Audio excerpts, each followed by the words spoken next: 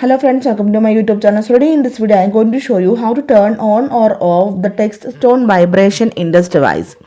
For this, go to settings, then scroll down, tap on the option sounds and haptics.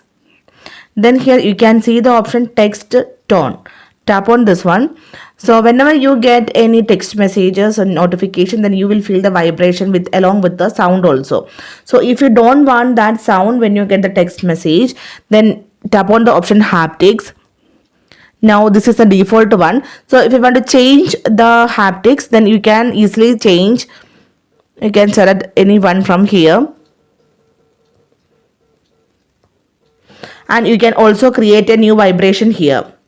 So if you want to turn off the text sound, text tone, haptics vibration, select the option none. Okay, this is for disable the text tone vibration. Otherwise, if you want to turn on the vibration, you can select any one from here. So simply in this way, you can turn on or off the text tone haptic vibration in this device. So hope you guys enjoy this video. Thank you for watching. Thank you. Bye bye.